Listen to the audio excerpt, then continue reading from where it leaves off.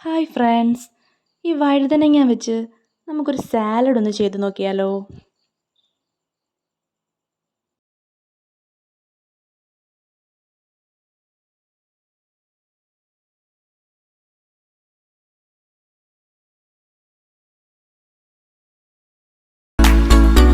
ഈ വഴുതനങ്ങയെല്ലാം ഇതുപോലൊന്ന് കട്ട് ചെയ്തെടുത്തിട്ടുണ്ട്. നിങ്ങൾ ഇതുപോലൊന്ന് തിന്നായിട്ട് റൗണ്ട് ഷേപ്പിലൊന്ന് കട്ട് ചെയ്തെടുക്കണം. നമുക്കിനി ഇതൊന്ന് ഫ്രൈ ചെയ്യണം. ഇത് ഫ്രൈ ചെയ്യാനായിട്ട് നമുക്കൊരു സിമ്പിൾ മസാലക്കൂട്ട് തയ്യാറാക്കാനുണ്ട്. അപ്പോൾ അത് തയ്യാറാക്കിയിട്ട് വരാം.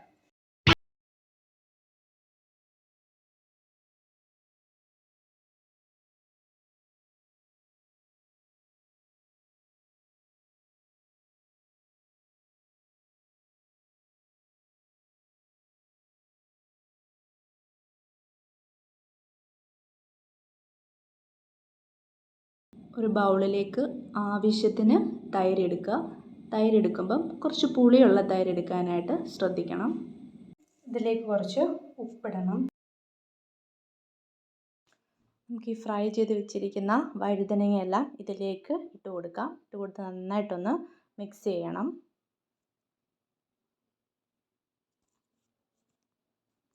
ഇനി നമുക്കിതിലേക്കൊന്ന്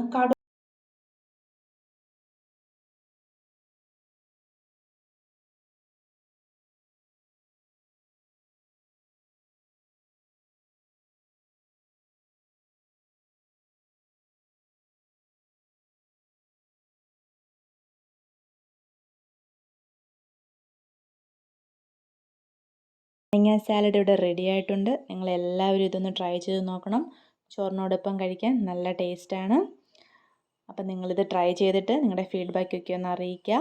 ലൈക്ക് ചെയ്യുക, ഷെയർ ചെയ്യുക, കമൻറ്റ് ചെയ്യുക, സബ്സ്ക്രൈബ് ചെയ്യുക.